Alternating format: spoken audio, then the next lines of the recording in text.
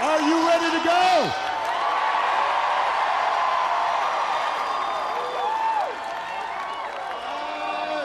It is good. It is good to be back in Pennsylvania.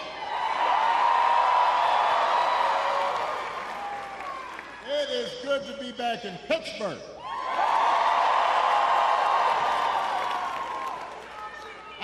I love Pittsburgh.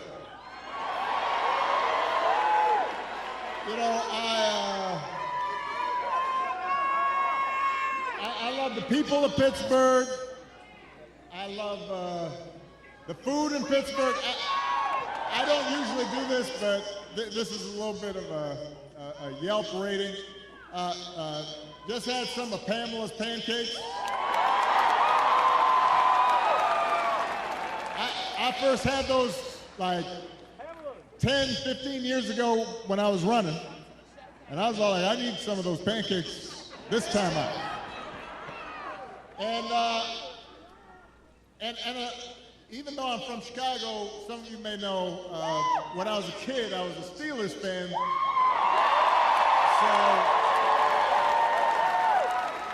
And watching the Steelers this season, it seems I'm not the only guy from Chicago who likes being in Pittsburgh. Because so far, Justin Fields is doing pretty good. Now, before we get started, we have a little bit of work to do here. All right, so I want everybody to be, just settle in. We got some work to do. Before we get started, I did want to say that we are, heartbroken about the loss of life in Florida, North Carolina, states across the Southwest. We are thinking about people, families whose lives have been upended by the storms over the last couple of weeks. I could not be more grateful for the first responders and FEMA professionals who have put themselves in harm's way to try and help.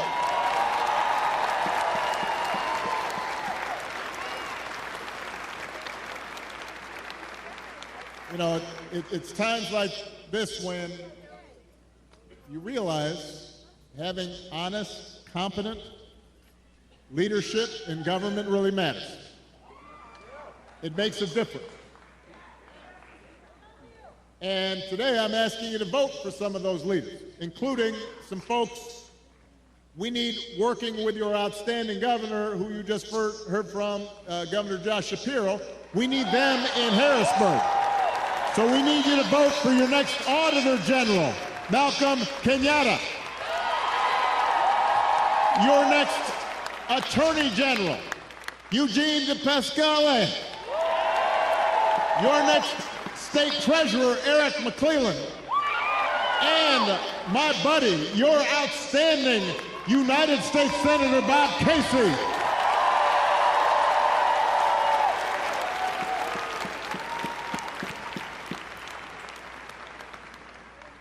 Here in Pennsylvania, there are 3 ways to vote.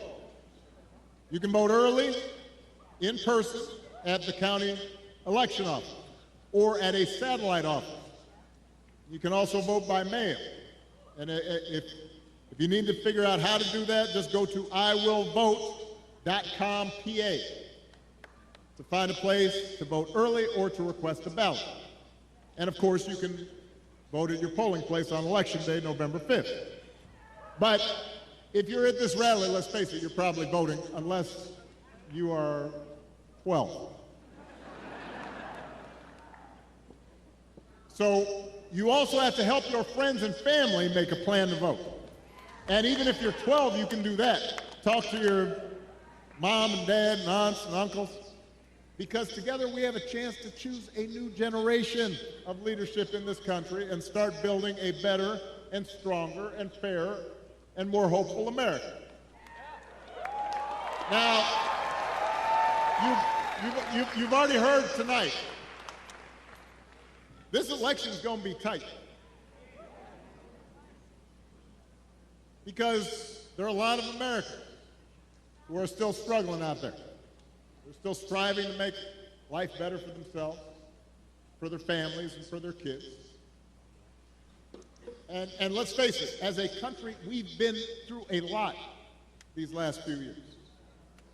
We had a historic pandemic wreaking havoc on communities and businesses.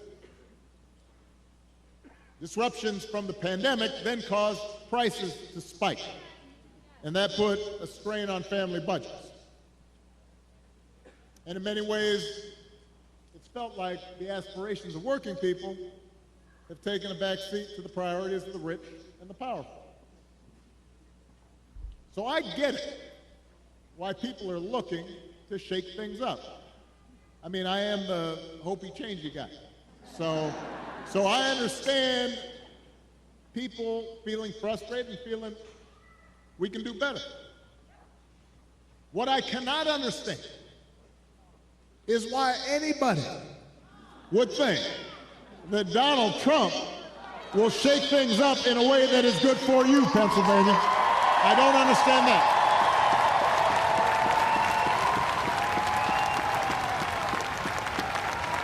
Because there is absolutely no evidence that this man thinks about anybody but himself.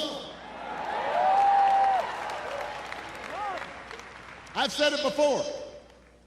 Donald Trump is a 78-year-old billionaire who has not stopped whining about his problems since he rode down his golden escalator 9 years ago. You've got the tweets in all caps, the ranting and the raving about crazy conspiracy theories. You got the 2-hour speeches, word salad, just, you know, it's like Fidel Castro, just on and on. Constant attempts to sell you stuff. Who does that? Selling you gold sneakers and a $100,000 watch and most recently a Trump Bible. You know, he wants you to buy the Word of God, Donald Trump edition. Got his name right there next to Matthew and Luke. I mean, you could not make this stuff up. If you saw it on Saturday Night Live, you'd say, well, no, that's going too far. No, he's doing that.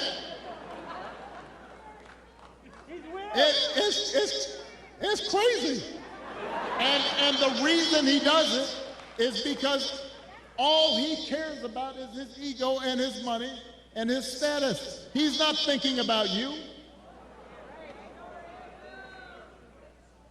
Donald Trump sees power as nothing more than a means to an end. He wants the middle class to pay the price for another huge tax cut that would mostly help him and his country club buddies. Doesn't care if he costs more women their reproductive freedoms because it won't make a difference in his life. Do not boo. Vote.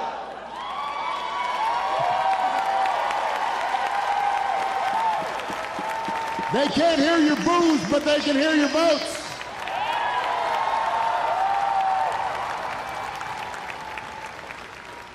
Most of all, Donald Trump wants us to think that this country is hopelessly divided between us and them, between the quote-unquote real Americans who support him and the outsiders who don't.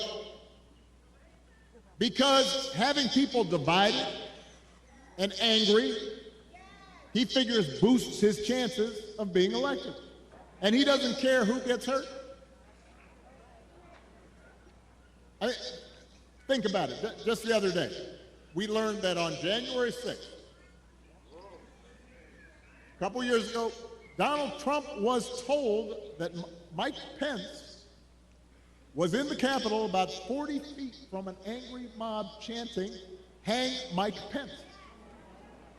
And his response was, quote, "So what?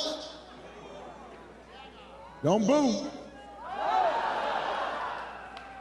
If Donald Trump does not care that a mob might attack his own vice president, do you think he cares about you? Pennsylvania, we do not need 4 more years of that. We don't need 4 more years of arrogance and bumbling and bluster and division. America's ready to turn the page. We are ready for a better story, one that helps us work together instead of turning against each other. Pennsylvania, we're ready for President Kamala Harris.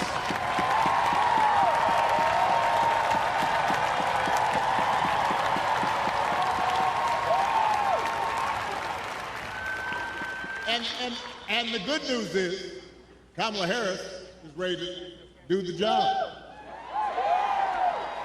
This is a leader who has spent her life fighting on behalf of people who need a voice and a change. Somebody who was raised in the middle class, who worked a summer job at McDonald's while she earned a degree, who believes in the values that built this country. Somebody who has served with distinction in every office that she has ever held. I think we probably had a fainting spell back there. So let's make space for the emergency folks. This happens sometimes. Everybody bend their knees a little bit. You've been standing for a while. You can dance if you want. I just suggest bend your knees. But she'll be okay. Kamala is as prepared for the job as any nominee for president has ever been. That's who Kamala is.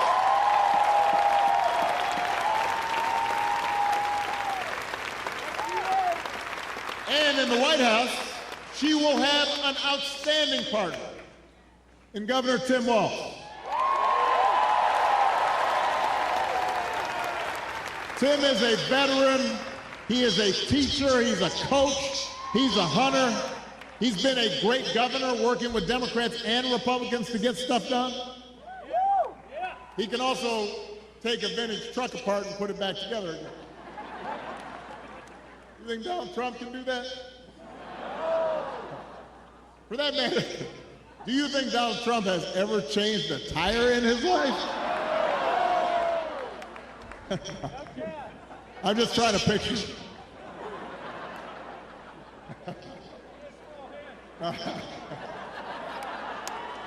The point is, if you elect Kamala and Tim, they won't be focused on their problems, they'll be focused on yours. They understand that too many folks here in Pennsylvania and across the country are struggling to pay the bills. Even though wages are steadily growing and inflation is finally slowing, the price of everything, from health care to housing to groceries, it's still too high. And that takes a real bite out of paychecks. It hurts. So the question is, who's really going to do something about it? That's what you should be asking yourself. Now, Donald Trump's plan is to do what he did last time, which was give another massive tax cut to billionaires and big corporations.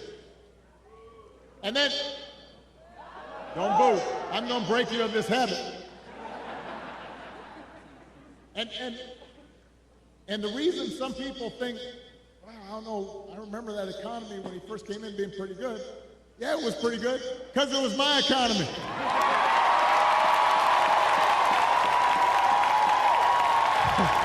We had had 75 straight months of job growth that I handed over to him. It wasn't something he did. I spent 8 years cleaning up the mess that the Republicans had left me the last time. So just in case everybody has a hazy memory,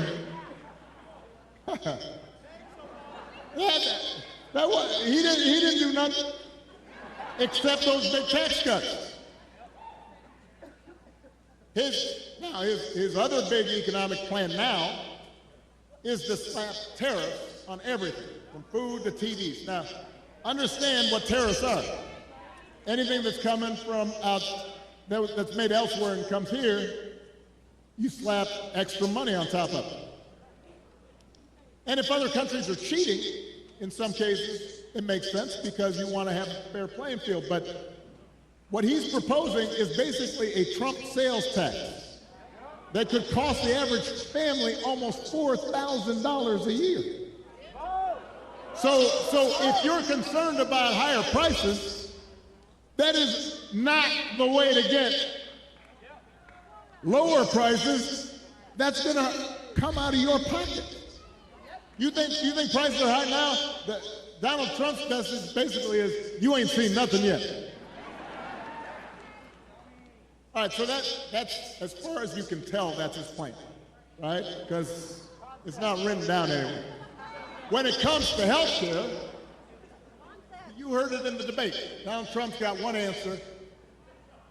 Ending the Affordable Care Act that 45 million people rely on.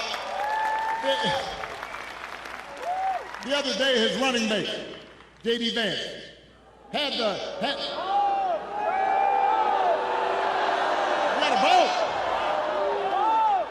The other day, his running mate had the nerve to say, Donald Trump salvaged the Affordable Care Act.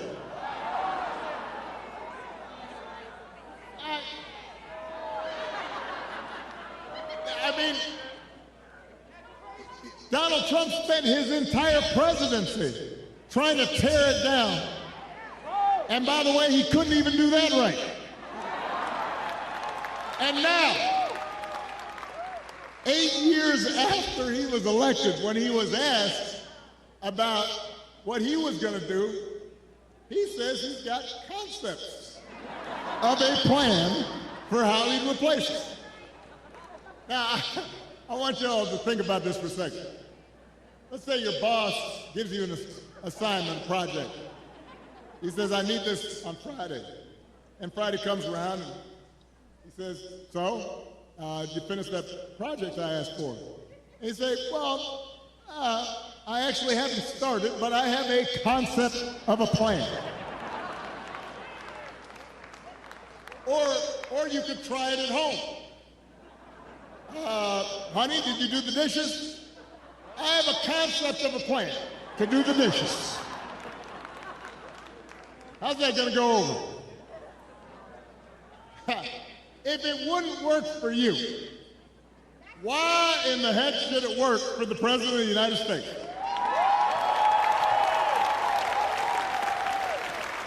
But the good news is, Kamala Harris, she doesn't have concepts for a plan. She has an actual plan to make your life better.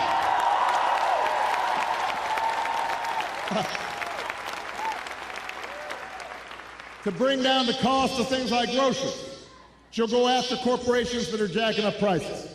Just like she went after big banks and for-profit colleges when she was an attorney general in California.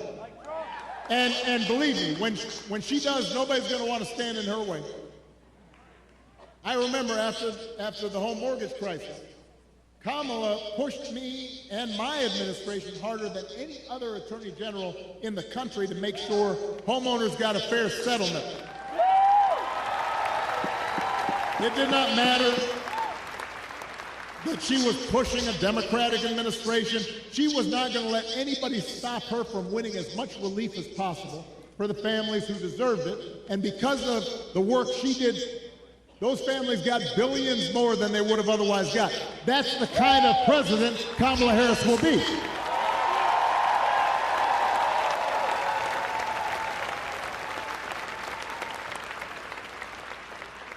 To lower housing costs, Kamala will cut red tape and work with governors like Josh Shapiro, as well as the private sector, to build 3 million new homes. And she'll give first-time home buyers up to $25,000 to help with the down payment. Plans, concrete plans. And for a lot of folks, that could be the difference between watching their dreams pass them by and finally owning a place of their own. To lower health care costs, Kamala already worked with Joe Biden to take on the drug companies and bring down the cost of insulin and hearing aids and more than 50 prescription drugs And as president, she will never stop working to limit out-of-pocket costs and protect your care. That's who Kamala is. She's got a track record of doing it. And here's the big one. Instead of giving more tax breaks to billionaires and raising prices on working families, Kamala will give a tax cut to 100 million middle class and working people here in America.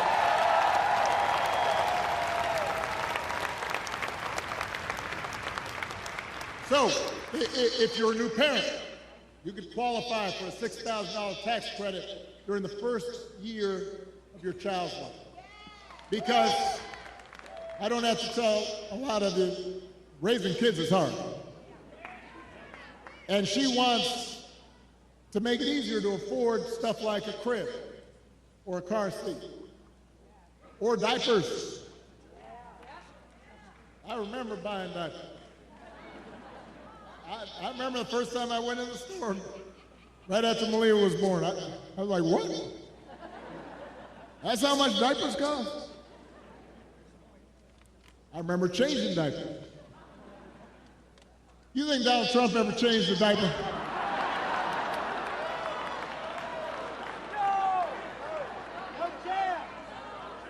Yeah.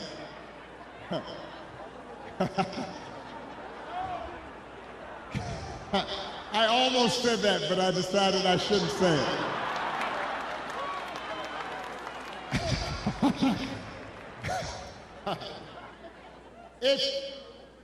If you're starting a small business, Kamala Harris will give you a $50,000 tax credit to help you get it off the ground. That's who Kamala Harris is. That's what she stands for. So with Kamala, you've got actual plans. Trump, concepts of a plan. Now, if you challenge Trump to elaborate and enumerate his concepts, he will fall back on one end. J.D. Vance does the same thing. Doesn't matter what the issue is, housing, healthcare, education, paying the bills. Their only answer is to blame immigrants. They want you to believe that if you let Donald Trump round up whoever he wants, by the way, and ship them out, all your problems will be solved. Now, we've got real issues at the border. We are a nation of laws and a nation of immigrants. We have to make sure it's fair. There are communities at the border that can be overrun. We've got to actually solve a problem. But when I hear Donald Trump talking, I've got one question. As I recall, Donald Trump was president for 4 years. And if rounding up and deporting millions of desperate people and building the beautiful wall, and didn't matter whether some of those folks you rounded up were women and children, if that's the answer to everything, well, why didn't you solve the problem?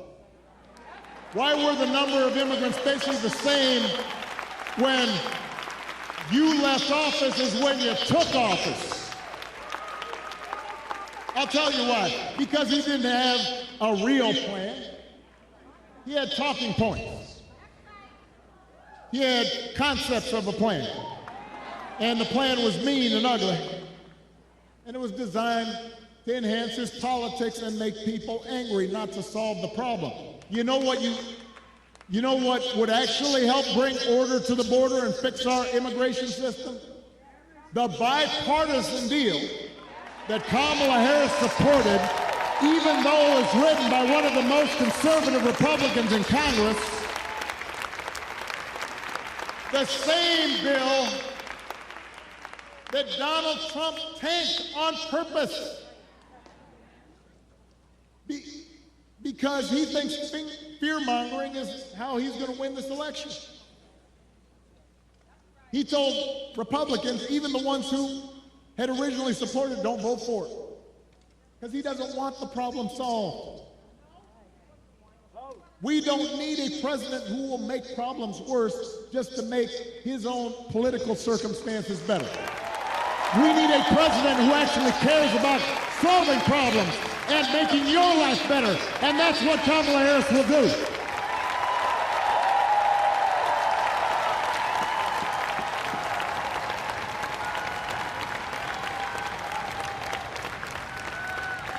And to help her do it, she will need a Senate full of serious public servants like Bob Casey.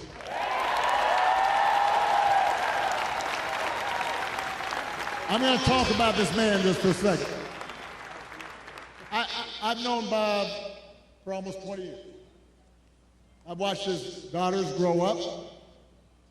I know his brothers and cousins, and let me tell you, there are a lot of brothers and cousins. And I can tell you that no one is more humble and more honest and more rooted in his community and has more integrity than Bob Casey.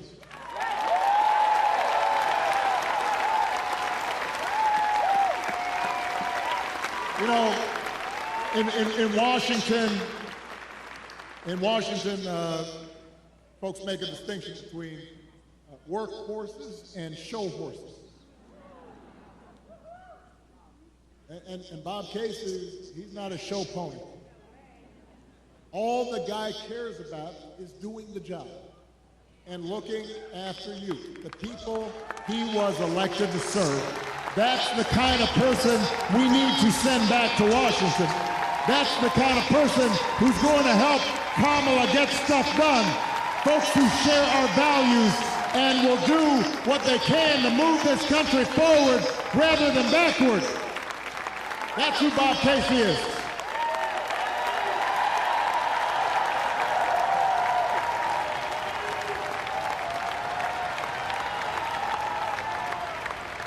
Now,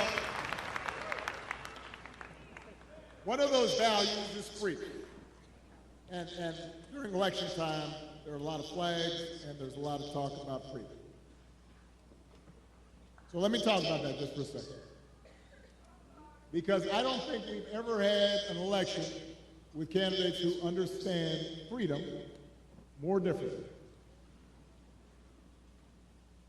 For Donald Trump and his cronies, freedom means that the powerful can do whatever they please.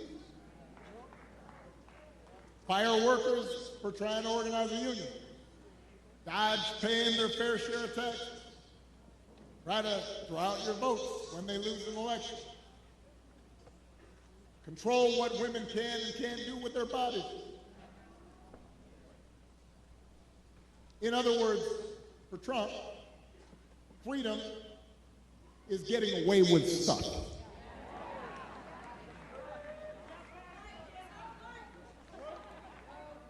It's like he said in the middle of the pandemic.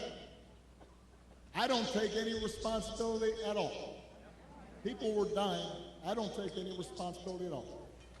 Not sure any other president has ever uttered that statement.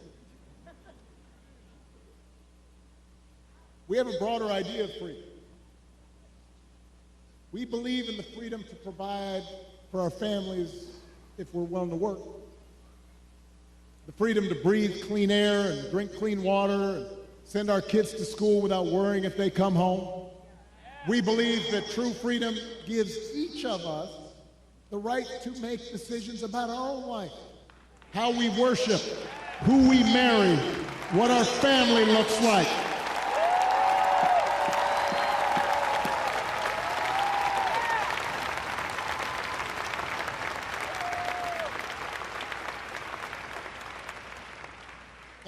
And real freedom also means that we're going to disagree on how each of us should live our lives.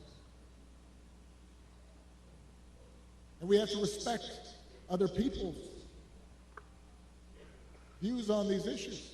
You know, I've always said there are good people of conscience on both sides of the abortion divide. I respect anyone whose faith tells them that it isn't something they support. But if we believe in freedom, then we should at least agree that such a deeply personal decision should be made by the woman whose body is involved and not by politicians.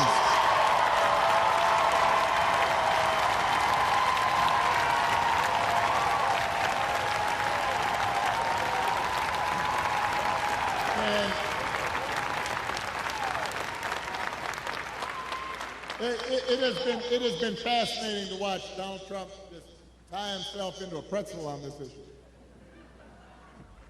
I mean, when he ran for president the first time, he said he would support punishing women who got an abortion. That's what he said. Thank you. Now, well, a couple weeks ago, what did he say? He said, "Don't worry, women, I'll be your protector. I'll tell you how he protected you." He handpicked 3 of the Supreme Court justices who overturned Roe versus Wade. Went out there and bragged about it. And now there are Trump abortion bans in 20 states, many of them with no exception for rape or incest. And when he's asked about it, he says, well, everybody wanted it this way. Really? He thinks women want to have to drive hundreds of miles to find a doctor who can help them? Does he think doctors want to choose between letting a woman die or going to jail for giving her the life-saving care that she needs? That is not something people chose. Now, Donald Trump may be confused about that issue. But let's not be confused. Let's be clear about what's at stake here. If you send Bob Casey back to the Senate, he'll vote to restore reproductive freedom that women had for nearly 50 years. And if Congress passes that bill, Kamala Harris will sign it into law.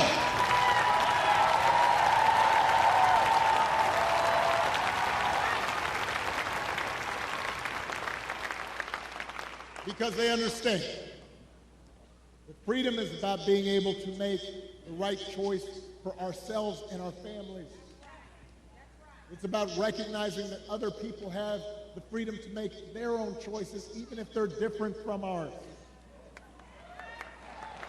And it's an example of how,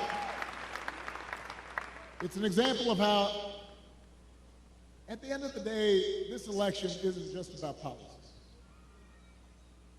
It's about values. It's about who we are and how we treat each other. And the example we want to set for our children and for their children. And it's about character. You know, some of you know that when I was growing up, I didn't have a father in the house. But I did have plenty of people around me. Stepfather, grandparents, teachers, coaches,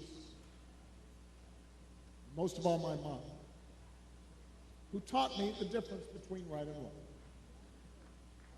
who showed me what it meant to have integrity and to be honest and to be responsible and to work hard and to treat other people like we wanted them to treat us.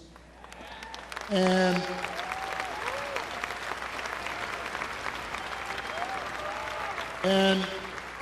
I had a bunch of role models out there who helped raise me to become a man, and I made mistakes, and sometimes I didn't live up to those values that had been taught the way I should have, and I was checked and I was corrected, and I internalized those values, and I tried to live up to them. And I suspect most of you grew up the same way. And you know, that process of trying to live out your best self, trying to live out your values, that doesn't stop after the age of 20 or 21. it keeps going. And as I got older, I continued to benefit from friends like Bob Casey and Josh Shapiro and others who would reinforce those values and who I didn't want to disappoint. And obviously, my wife and my daughters, you know, who I want to make sure, Malia and Sasha are watching. I want to make sure that I don't disappoint them and that I'm passing on these values to them. You know, and here in Pittsburgh, I'm thinking about another example.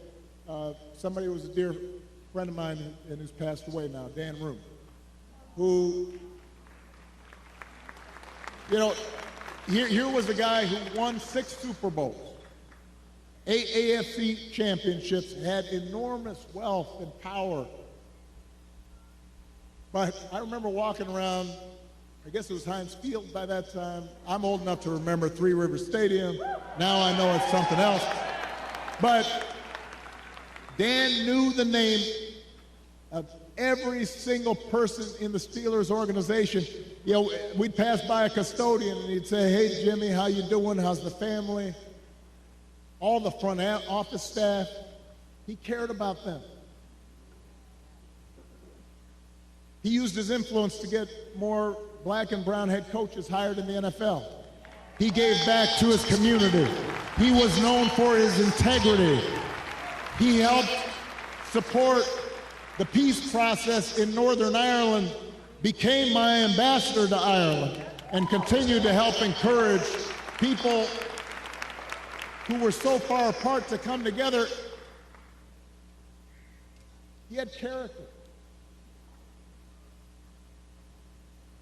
That's what I think about so much these days, because it's so different from what we see out of the Republican nominee. And it's been one of the most disturbing aspects of this election season about Trump's rise in politics, is how we seem to have set aside the values that people like Dan stood for and Bob stood for and that I was taught, and those didn't used to be Republican Democratic values. I mean, it used to be we'd have arguments about tax policy or foreign policy, but we didn't have arguments about whether you should tell the truth or not. We didn't make excuses for people who just violated basic norms of treating people fairly and with respect. I mean, just last week, I talked about this. We had one of the deadliest hurricanes in American history. The beautiful town of Asheville, North Carolina, one of my favorite places in the country. Spent time there, amazing people. Devastating. Hundreds of people killed. And President Biden and Vice President Harris were down there meeting with local officials and comforting families, asking how they could help.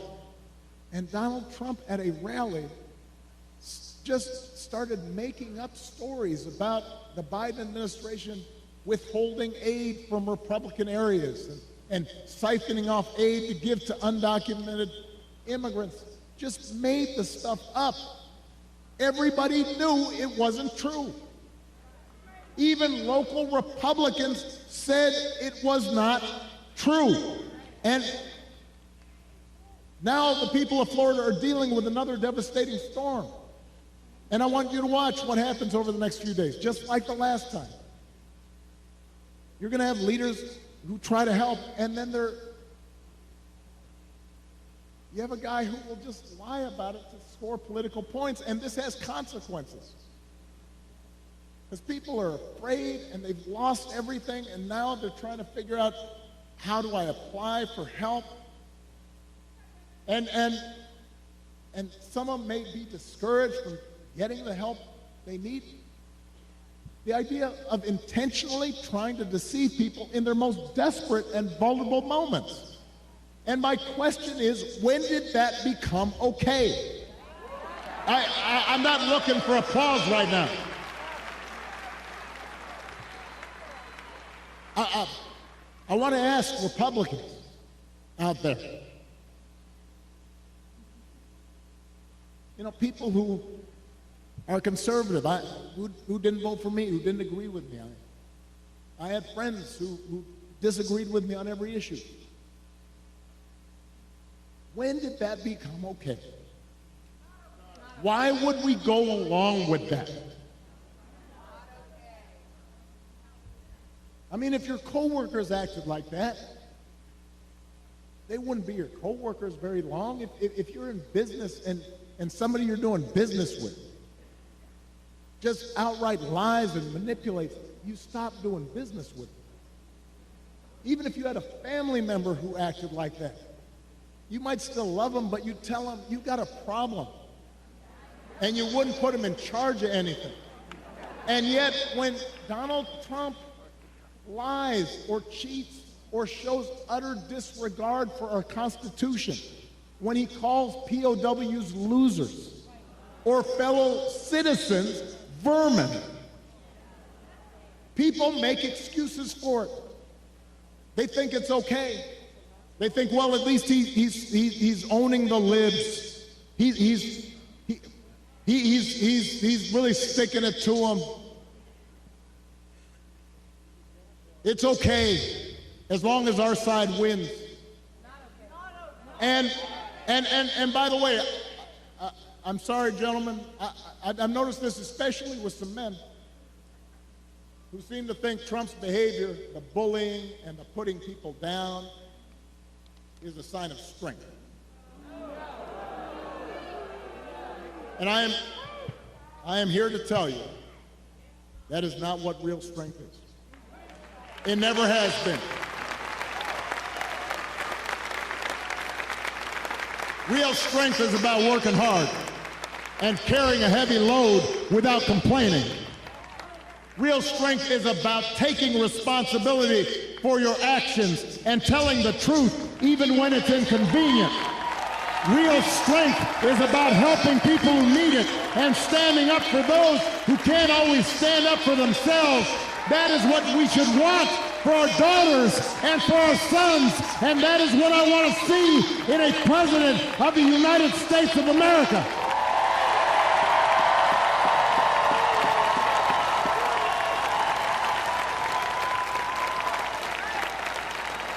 And the good news is that you have candidates to vote for in this election that demonstrate that kind of character, who know what real strength looks like, who will set a good example and do the right thing and lead this country better than they found it. So, Pennsylvania, that is the choice in this election.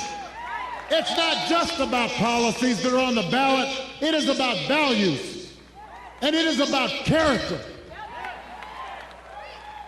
So whether this election is making you feel excited or scared or hopeful or frustrated or anything in between, do not just sit back and hope for the best. Get off your couch and vote. Put down your phone and vote. Grab your friends and family and vote. Vote for Kamala Harris as the next president of the United States. Vote for Tim Walz as the next vice president of the United States. Vote for Bob Casey and this whole incredible Pennsylvania Democratic ticket. Help your friends and family members and neighbors and co-workers do the same, because if enough of us make our voices heard, we will leave no doubt about the election outcome. We'll leave no doubt about who we are and what America stands for. And together we'll keep building a country that's more fair and more equal and more just and more free. That is our task. That is our responsibility. Let's go do it. Thank you, Pittsburgh. Thank you, Pennsylvania. Let's go vote.